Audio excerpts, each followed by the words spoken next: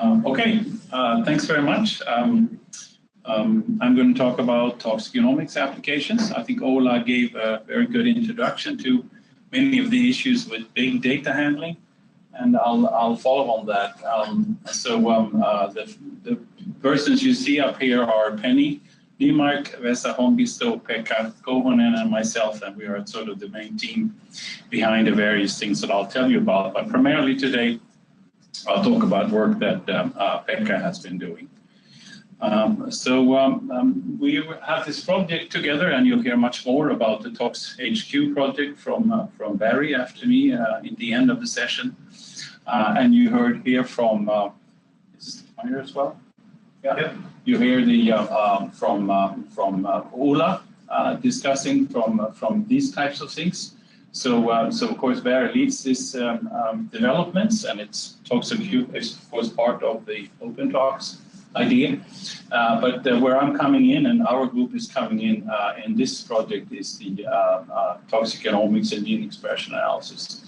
And you can see many nice words here about what we're trying to do, and you'll hear more about it. And you also heard already a bit of these type of things which you see here. But it's a lot about product pilots, technical developments, integration, testing, collaboration, business, and so forth. And of course, my lecture today will be will have an industrial focus, as I am requested to do so. So you hear more about these things. The group that I'm trying to lead is then coupled with Karolinska, a company that we formed in this connection with the toxicogenomic term predictomics, and the Mechanistic biology, and KIM predictomics are in Stockholm, and Mechanistic biology is in Turku, Finland. So we apply overall a very much a TOX21 inspired concept for our work, and it goes essentially from screening of many to a detailed analysis and genomic profiling of the selected few, and it includes certainly nanomaterials, which we discussed today, although I won't talk so much about that in this talk. But the idea is then to use similar things that Ola talked about, robotics-based screening at high throughput, going over to more detailed analysis of, for example, immunostaining analysis. Again, it's also a very much image analysis based over to the gene expression profiling, bioinformatics, detailed analysis that you see here. And essentially, if you look at the lower level, we have a few endpoints here, which gives us an idea about the toxicity or the interval or the dose response of whatever we are testing, and it can be many. And then we move over from a couple of endpoints, having an idea about that. This is still high throughput, going over to more endpoints, and then in the end, having a overall bioinformatics readout with the information. So what I'll talk about today then is sorted on this side, aspects of analyzing the gene expression. So we've generated a toxicogenomic space from this kind of ideas that are shown here.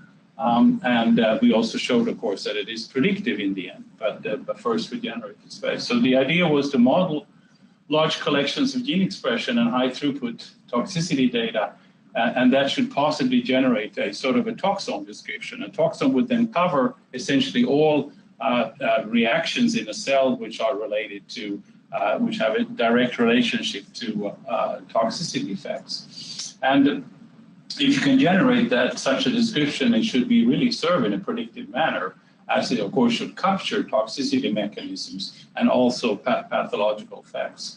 And then the other very important thing that was also introduced this morning in Nick's presentation on AOP comes in right there, because then if we really use this in a good way and validate it, we should be able to predict key events for toxicity effects, certainly also molecular initiating events, analyze dose-dependent relationships, actually very complicated with omics, as gene families, they sort of come and go and not in a monotonic manner when you do analysis. So that has sort of hampered a bit the application of toxicogenomics as I see it. But anyway, if you can do that, and I'll show you, of course, that we are able to do that with this tool, then we should also have a very good way to include it into adverse outcome pathway studies. So we generated a space based on this idea that's shown here, and we defined omics components predictive of cytotoxicity. And we went to use the connectivity map, which hopefully most of you heard about. It's a large collection in 3 major cell lines on transcriptomics data. And then we also, so we modeled the connectivity map first. We used a variant of principled component analysis called latent Dirtlet allocation, which essentially is a text mining concept. And what we did by that is to compress all of the data to a handable format. So we generated 100 models out of compressing the data and looking for relationships with this modeling concept versus the molecular signature database. What we did afterwards, having the 100 components, still having a majority of the compounds there, the 3 cell lines, we did to look for crossover to toxicity data, which were available in the NCI60 database. There you see many cell lines, including these cell lines, many compounds, and the data on toxicity that is available is growth inhibitory dose 50, total growth inhibition, and lethal concentration 50. So most of the work that I'll show you uses this relatively low, comparatively low toxicity effect. So first compressing it to 100 components, looking at the crossover, what we found eventually is we had 222 compounds, around 500 microarrays, and we generated from that a toxicogenomic space. Because what we saw was that 14 only of the 100 component models could cover 90% of the variation in gene expression in the transcriptome that coupled to the toxicity. And so that consisted overall of 1,331 genes. So this was a toxicogenomic space. And then we showed in work that I'll show in just a moment how this works in predictive manners. We developed also a scoring concept. One is this essentially is based on gene set enrichment analysis, which is Pekka's specialty. So we looked for component-based scoring, well, testing if the 14 components are more active than the other 86 components in any analysis. And then we also did gene set-based scoring, where we would look at these 1,330 genes, 31 genes, whether they're more active in a treated versus a non-treated. So that was the concept that we generated in this study. And this is published last year. You can find all the details of this, but it serves in a almost unexpected manner to predict toxicity effects, and it makes me sound like a priest, and I almost have to say that. But it is totally amazing because you can use then these 14 components in gene set when we couple it with a large number of gene set and data collections, which I review some of them for you, to do virtual toxicity probability estimates intrinsic from any omics profile. By mirroring any analysis towards that gene cloud that is in that 14 components, we can do such work. We can, of course, do traditional bioinformatics analysis, look at gene ontologies using public methods, and we can also use, for example, ingenuity pathway analysis and deepen the analysis. We're actually able to group compounds into mechanistically similar classes based on the predictive toxicogenomic space. We can calculate exposure thresholds, NOAAs, LOAs, and we do benchmark dosing. And in every instance we see that we have higher sensitivity in doing this than any published work that we found anywhere. We can do omics-based probabilistic prediction of liver pathology. This is something that we started with. We also see other organs, and I come to that. And we can analyze severity grade, all based on omics work in vitro. So we do full prediction of all known liver pathologies by in vitro work. We can also map then all of this thing to adverse outcomes for various things, and we can predict, in this case, a very complicated thing, drug-induced liver injury, which is valuable for the pharma industry. So I'll just really briefly review these type of things for you and come in the end to how it works with AOPs, how the pharma industry can use it, tell you a little bit about the things. So this gene space encapsulates these 14, these 14 overlapping gene clouds. And so they cover many toxicity-relevant mechanisms. And of course, they must do, otherwise they wouldn't work. So particularly the GHIN components are very predictive of liver pathology and liver damage and so forth. And for example, here we have a smaller cluster, EK. Those components are highly coupled to cell cycle. And you can see various different things that are covered here. We validated this space versus the TGGate states toxicogenomic database. And this covers liver and kidney, and there are over 20,000 microarrays. So it really is the largest existing, public at least, toxicogenomic database. So we validated against that. And I can't go in detail here, but just to show that we capture dose response with this thing. If you look at, there are 3 levels of concentrations here. These are hepatocytes for different compounds. You can see that the high red goes further down when it comes to gene score or component or gene score, etc. So, and this is true for various time points in human hepatocytes and also in rat hepatocytes. If we go in to analyze all the histopathological alterations, and again, you have to realize whatever I'm presenting now is based on transcriptomics analysis. So it's enormous amount of data that underlies the presentation. What you're seeing here is that if you do a ROC curve, receiver operating curve, analyzing the pathology versus the omics profile, that you have a very strong coupling from seeing minimal, slight, moderate to severe pathology. So you see dose response with this toxicogenomic space also when you generate it in vitro, when you apply it in vivo. Here again, you cover actually all known pathological states in the liver, which are there, and you can see there's a huge number of data here from different number of compounds, because we're really using pretty much everything that's in that database. And you see significant area under the curve and PTGS score for all these things. And actually, you also cover death.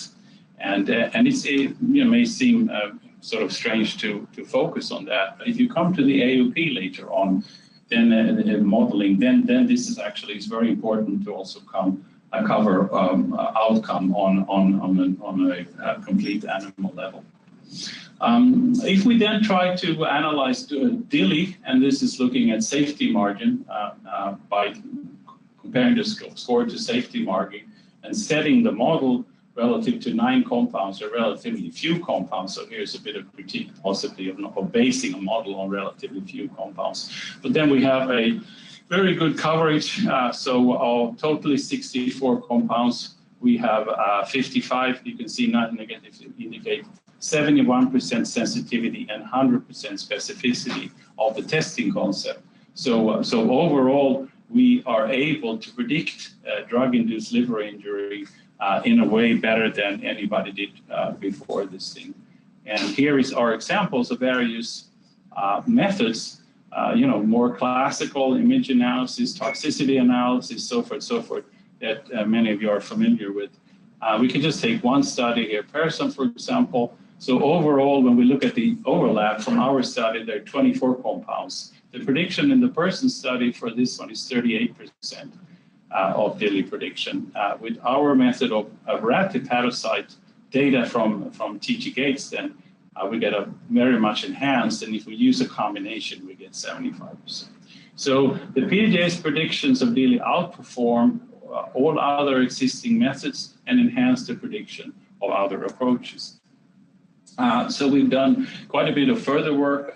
Now this, of course, are with the companies, so I can't talk really openly about all of them. One of them, which I'm allowed to talk about, is a collaboration with AstraZeneca.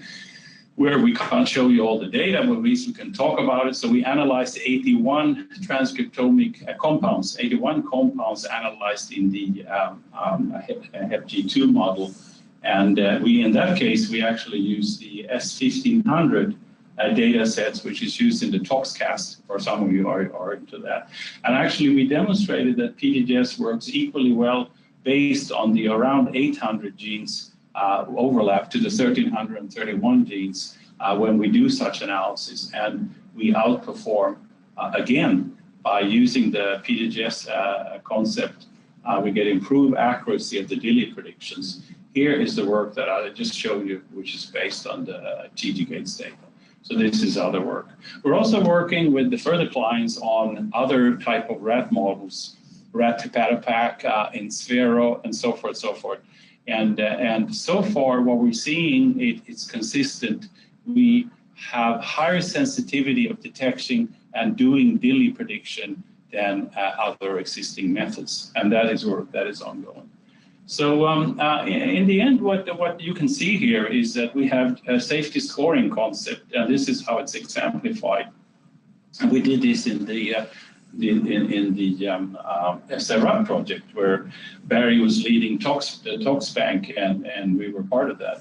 And so here is an example where you just have one model, FRG model.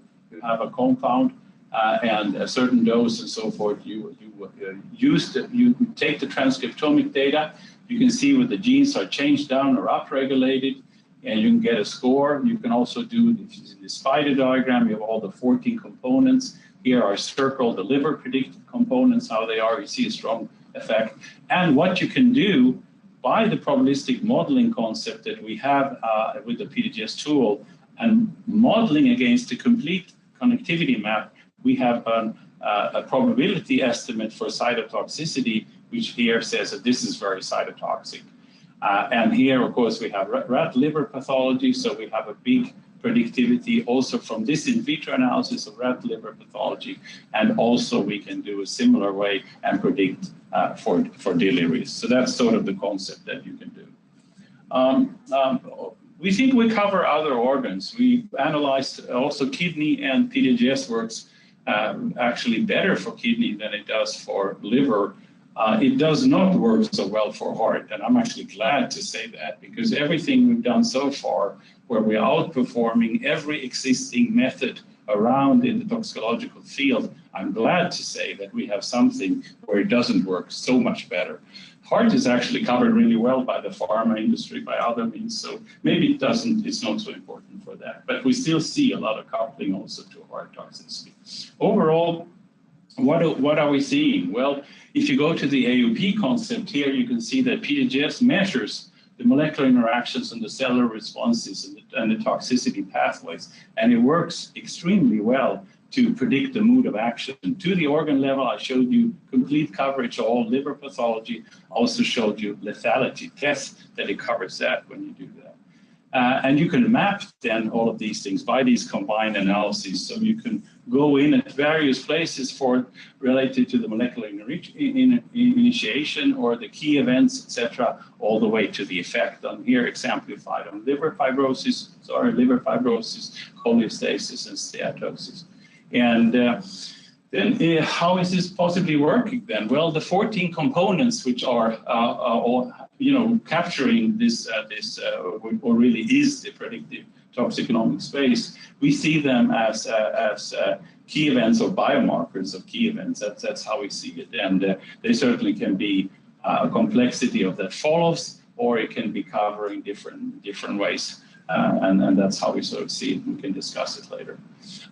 So what we're shown here is the first example of successful toxicogenomics application to cover dose response effects, which has been, the major obstacle in the whole field. And here it actually works. So we actually must have something which sort of covers these things. Where we go from low dose and or medium dose, we have adaptive stress responses, and high dose and injury, because we're really covering all the pathology. And the reason I think is maybe in this kind of data, I just stop a second on that. So what we're doing, we're scoring very early omics data here in cell cultures. I mean, this is what we have from the connectivity map. We looking at toxicity at a later time point, 48 hours. That's the data that we extracted from the NCI data set. And a score, and then if you really look with toxicity level, here is growth inhibitory dose 50 ongoing. Here are log concentrations of that. And the whole gene cloud is shown here. So we do capture very huge changes in gene expression with very high dose. Okay, that pretty much everyone would be able to do that. But we also capture very few changes in gene expression with very high dose. And maybe you can't see it a lot, but there's a lot of red also in this relatively low area and also at this side. So probably the most exciting basic finding of our work is that very low cytotoxicity effects in cell cultures are underlying the pathological changes that we see in vivo. And if you think about how we've been working, we're always this discussion with massive doses. Is it too high? We see something, we report something on, and eventually we see toxicity and we report on that. When we analyze all these omics analysis, it implies that low toxicity effects in cell cultures is the key thing to look at and really underlies the pathological developments. Again, I mentioned that we can do grouping. I'm not going to go over that in detail, but it works excellently for that. These are the type of compounds which are in the connectivity map, which have a major association to different components of the predictive toxicogenomics space. And just to conclude on where we see applicability for a few minutes, this is from a lecture by Rusty Thomas, who's the director of National Center for Computational Toxicology and leads all these important actions ongoing in the United States. And so the idea there is that we should maybe think in a very different way. We should use the AOP concept for sure. We should maybe test multiple cell lines and concentrations and so on with high throughput transcriptomics, which is exactly what you can do with PTGS.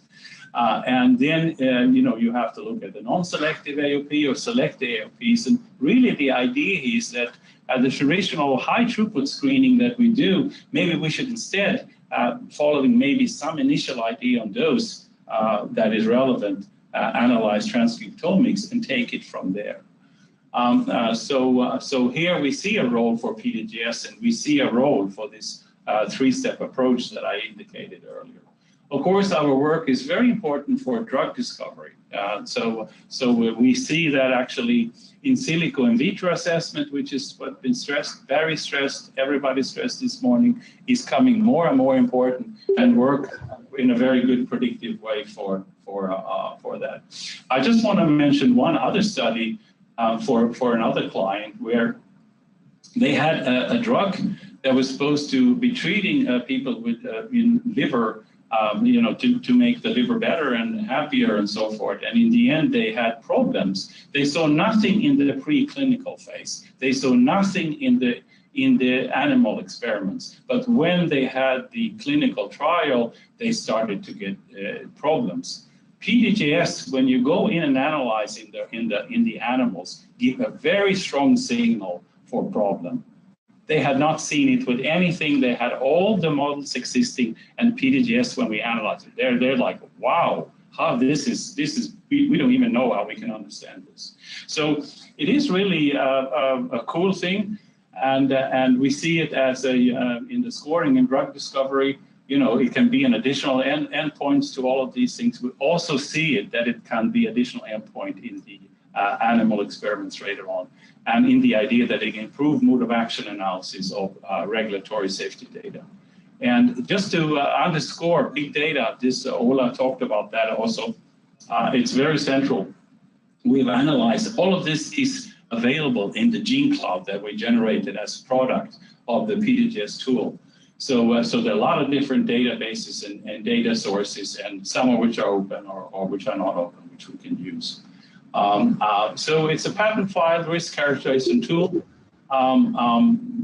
It offers a fast, low-cost, diversely predictive and animal-free risk assessment tool for AOP-based toxicity evaluations that we absolutely feel is in line with those novel concepts proposed by governmental bodies. And the ToxHQ thing that you hear more about from Barry in the end of this session, and the various companies that we have there offer this test and will offer it on a commercial basis.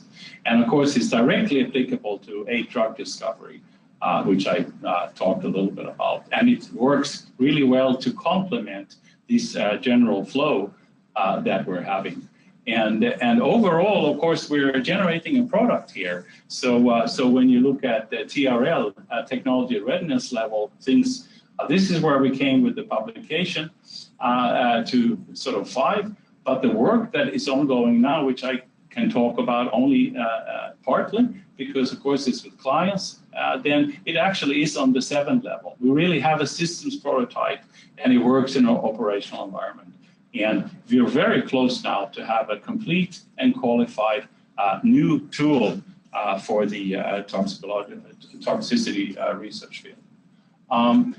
Just to say that we do a lot of work in many different projects. I didn't have time to talk about nano at all today, but that certainly is very important in our heart.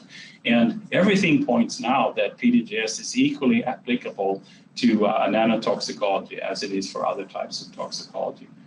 Just finally, I'm going to come back to that first slide. This is how we operate under the ToxHQ project, and look forward to work a lot more with Barry in the future and so forth on this. We're coming away from traditional cell culture to a high-throughput screening concept. We're coming away from you know, we do immunostains also in a high-throughput manner. We have new tools that are enriching the whole idea of toxicogenomics. We do high-throughput transcriptomics. We have featured gene sets, and PTGS is a good example of that. And I'll stop there. Thank you very much.